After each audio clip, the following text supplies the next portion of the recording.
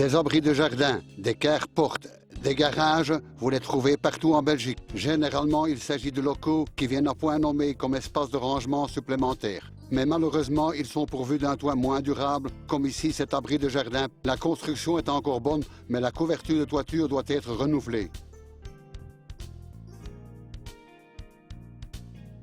Peut-être êtes-vous réticent à poser un nouveau toit, car cela coûte cher. Vous avez beaucoup de déchets et tout ce qui se trouve à l'intérieur peut être mouillé par la pluie. Mais j'ai une solution sans trop de frais, sans déchets d'un ancien toit et sans que l'intérieur soit mouillé. Avec ces panneaux de tuiles de toit, vous placez aisément un nouveau toit au-dessus de l'ancien. Auprès de la société Nieuwdak in Wierentintehuur, Roger a choisi cette tuile dans le vaste assortiment Cover 6. Et le nom du distributeur le précise déjà. Ce type de couverture de toiture est posé rapidement et aisément. Il suffit d'accrocher et de clouer l'un sur l'autre. Vous pouvez franchement le faire vous-même. Mais ceci pour tout à l'heure. Roger cloue d'abord verticalement des contrelattes imprégnées au-dessus de l'ancienne couverture de toit existante, avec une distance intercalaire de maximum 40 cm. Vous pouvez naturellement les clouer simplement, mais Roger profite de l'offre du distributeur pour utiliser une machine spécifique, comme ce pistolet cloueur. Et regardez comment il limite le mesurage.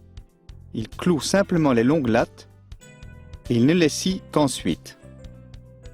Une scie aiguille est pratique pour cette application au-dessus d'un toit.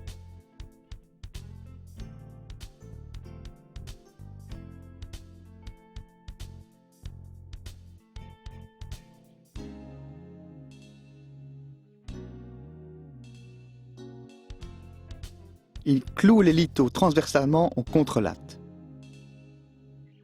Le premier se place totalement au bord, le suivant à 37 cm et tous les autres à 40 cm de distance.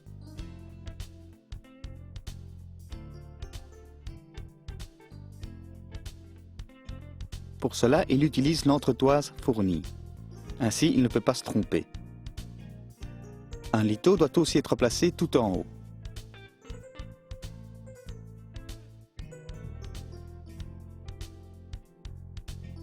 Le toit est maintenant prêt pour la pose des tuiles. Mais d'abord, j'ai encore un autre petit travail. Roger est prévoyant. Il a constaté que la couche de lasure sur les rives de toiture est encore bonne, mais peut cependant encore profiter d'une protection supplémentaire. Dans ce cas-ci, cette lasure incolore est pratique. Sans foncer le bois, elle procure une nouvelle protection contre l'agression par la pourriture du bois, les moisissures et les rayons UV.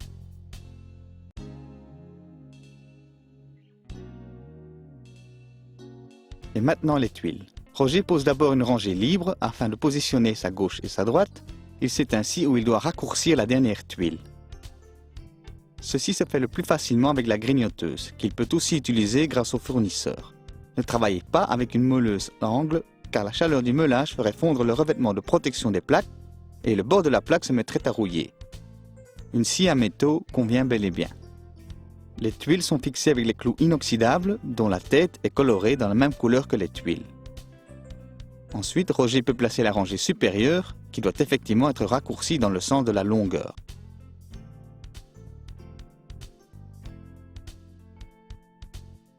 En fait, Roger pourrait maintenant placer la rangée suivante.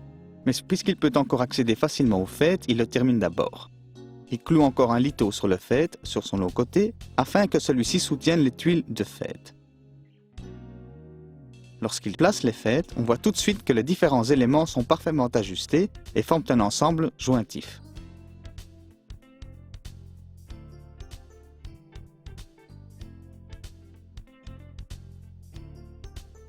Vous vous demandez peut-être si vous n'avez pas de condensation sous les plaques métalliques. Effectivement, c'est le cas, mais ce n'est pas un problème car l'ancien toit sert de sous-toiture et la condensation séchera par la ventilation naturelle. La circulation libre de l'air reste possible, aussi bien en dessous qu'au-dessus. Si votre toit dépasse les 8 mètres, vous devez incorporer à mi-hauteur une tuile de ventilation. Pour la rangée suivante, Roger commence par une demi-longueur d'une plaque de tuiles. Le raccord entre les rangées est ainsi décalé et vous obtenez un ensemble solide.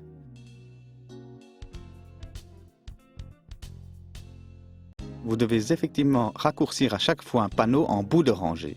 Si le morceau est encore plus long que la moitié, il peut encore servir. Roger avance bien, la pose est très rapide. Sur cet abri de jardin, le toit est continu, mais ce système convient aussi aux toits de maison dans lesquels des fenêtres de toit, des cheminées, des coupoles et des tuyaux d'aération peuvent être intégrés sans problème. Si vous rénovez vous-même un tel toit, cela ne vous coûte que la moitié d'un toit rénové par un professionnel. C'est quand même une belle économie. Vous pouvez être certain que ce genre de toit durera longtemps. Le système est constitué d'une solide plaque de tôle qui est protégée par différentes couches. Une couche de zinc, une couche d'apprêt et une couche de polyester colorée dans la masse et résistante aux UV. Un avantage supplémentaire est que la mousse ne s'y accroche pas. Votre toit conserve donc l'aspect du neuf. La pluie s'annonce, mais avec cette veste, je ne risque rien. Avant que Roger place la dernière rangée, il cloue le morceau de gouttière sur le liteau inférieur. Les liteaux sont placés de telle sorte que la dernière rangée est parfaitement ajustée et que l'eau s'écoule juste dans la gouttière. Le toit est fermé. Maintenant, Roger peut finir les côtés avec des tuiles de façade qui s'ajustent parfaitement sur les plaques de tuiles. Il suffit de clouer pièce par pièce. Au-dessus, il parachève le sommet avec un plastron décoratif qui s'insère sous la première tuile de fête. Le toit est ainsi achevé, je peux être certain qu'il ne devra jamais plus être rénové. La pluie ou le vent, la chaleur ou le gel, tout cela ne pose pas de problème. Et ceci, qui est aussi pratique, c'est qu'on peut marcher sur ce toit si cela devait s'avérer nécessaire. Pour l'une ou l'autre raison, le système peut aussi être appliqué sur des nouveaux toits. C'est certainement pratique pour les toits à faible pente. Ces tuiles peuvent être posées sur un toit à partir d'une pente de 7 degrés. Si vous désirez plus d'informations sur ce système, parcourez Dobit Magazine. Et n'oubliez pas, ce que vous faites vous-même, vous le faites généralement mieux. À la semaine prochaine.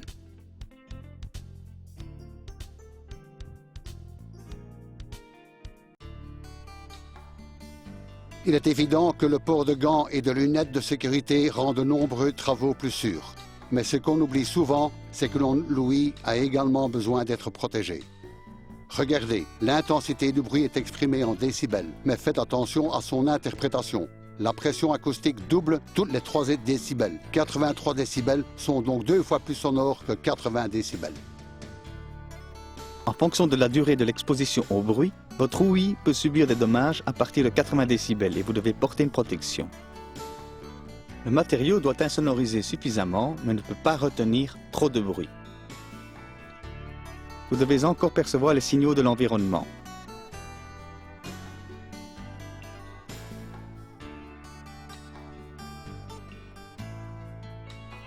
Faites donc attention à la capacité d'insonoration mentionnée sur l'emballage, comme avec ce matériel d'Intacto. Un type retient plus de bruit qu'un autre. Je vous conseillerais de prendre l'habitude de porter des boules Kies quand vous bricolez avec des machines bruyantes. Songez à tondeuse à gazon, aux machines de jardinage comme une tronçonneuse ou une débroussailleuse, voire même des outils tels qu'un marteau perforateur ou une scie circulaire. Votre ouïe en vous en sera reconnaissante.